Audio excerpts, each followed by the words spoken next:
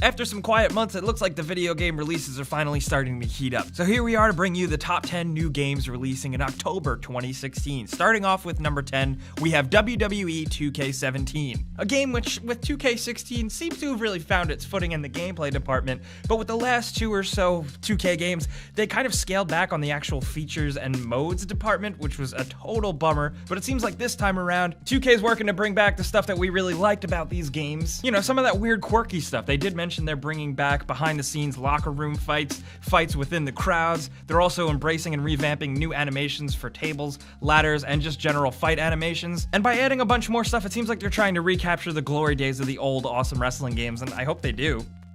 And at number 9, we have World of Final Fantasy, which is a Final Fantasy game for Final Fantasy fans. It's a JRPG-style game where you play as two new protagonists in the world of Grimoire that also happens to be populated by some of your favorite Final Fantasy characters and monsters from the series. The thing is, though, is that they're not actually the characters ripped out of their games and plopped into this one. They actually exist within this world, so it's kind of weird. The gameplay combat is ATB, or Active Time Battle, which you're probably very familiar with if you're a Final Fantasy fan, but there's also an added layer of capturing these mirage-type creatures that you can stack and use to your advantage in battle with different attributes. You can also use them outside of battle with, like, puzzle-solving elements and stuff. It looks quirky and fun, and if you're itching for another JRPG, this might be the one for you this month.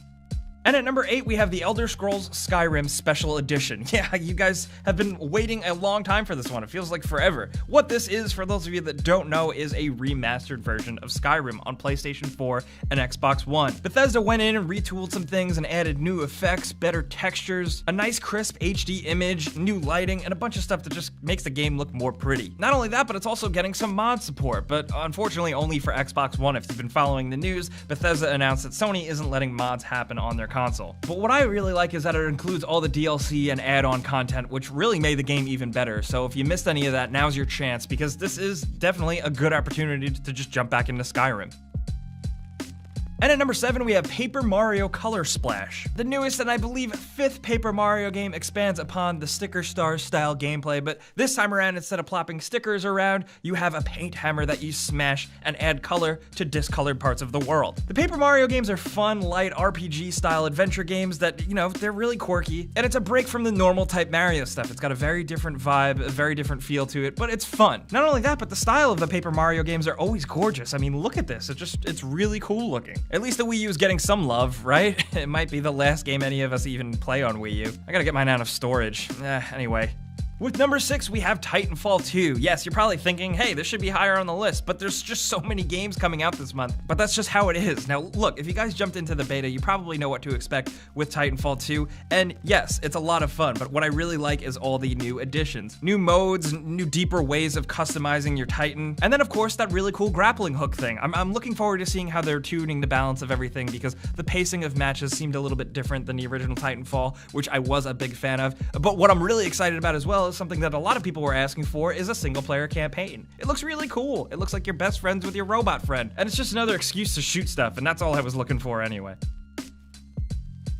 And at number 5, we have Shadow Warrior 2, the sequel to the reboot of 2013's Shadow Warrior, which I gotta say, I thought was totally underrated. It didn't get enough praise or attention. It was fun and stupid and awesome. Once again, you're playing as this awesome, weird, badass Lo Wang, and you gotta fight demons that are entering the world. You just gotta kill a bunch of stuff. It's first-person action. It's ridiculous. Apparently now there's over 70 different weapons, all types of swords and guns and crazy things. Level environments are much more open, allowing you to take different approaches, but the game is also procedurally generated this time around, which seems kind of weird, but I guess maybe it's so the fun never stops. And for a game like this, you're not really paying attention to the scenery, and I'm just all about running around at blazing speed, shooting stuff in first person. It's my type of game.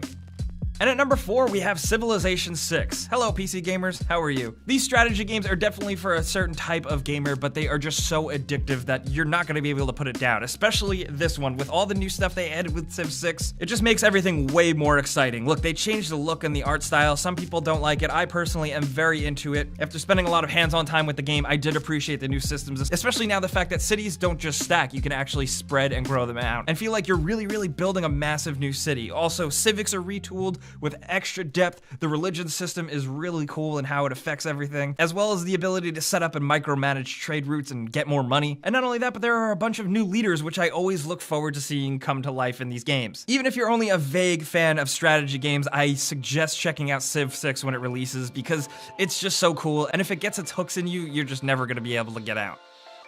And at number 3 on this list, we have Battlefield 1, which honestly seems like a breath of fresh air for first-person shooters. There's a ton of first-person competitive multiplayer shooters coming out this season, but I'm really excited about Battlefield 1 just because of that setting.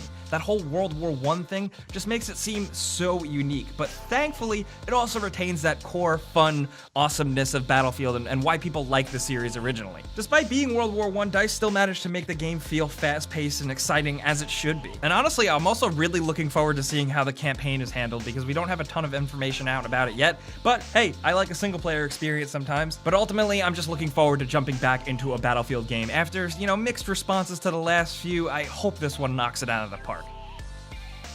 And at number 2 on our list, we have Mafia 3, a game which I very recently had some hands-on time with, and I think it's shaping up nicely, and I'm definitely looking forward to it. This is definitely going to be the open-world crime game of the season, and while the on-foot third-person shooting and driving stuff doesn't really change the genre much, the focus and emphasis on the time period, the setting, the atmosphere, the vibe, and the story and the characters is what I think is really gonna nail it. Lincoln Clay is a very interesting character, and the world he inhabits is actually interesting and deep and subtle. Not only that, there's also a bunch of supporting characters that I seem like I'm actually gonna give a shit about. And it's also got a kick-ass soundtrack from the time period of the late 60s, early 70s. If you're into that type of classic rock, you might really enjoy the sounds behind Mafia. I like open world, I like stealing cars, and I like shooting mobsters, so I'm really anticipating Mafia 3's official release.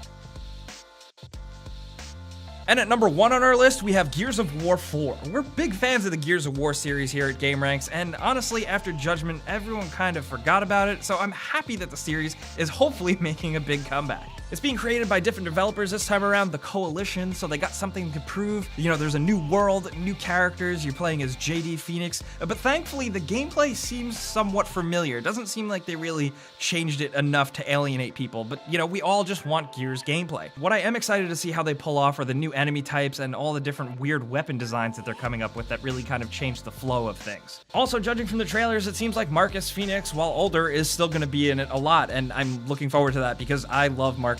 And honestly, I'm glad he's still sticking around. Speaking of sticking around, the new Horde mode is something I'm going to be playing online a lot. I can already tell, and I gotta admit, I'm really itching to chainsaw people again. So guys, those are what we think are the 10 best games releasing in October. These are the ones that should be on your radar that you should care about, although there are a few others releasing. So let us know in the comments what you're looking forward to the most in October. Are you gonna pick up Titanfall 2 or Battlefield 1? Or are you gonna get both because you're crazy and you got a lot of time on your hands? Are you the type of person to dig into Skyrim again, or are you gonna try Mafia 3? Let's talk about any of these games down in the comments, and you guys know the deal. If you learned about a new game or two, clicking the like button helps us out a ton, and as always, we really appreciate it. And subscribing if you're new is a great idea because we put out videos like this every single day. But as always, thanks for watching, and we'll see you guys next time.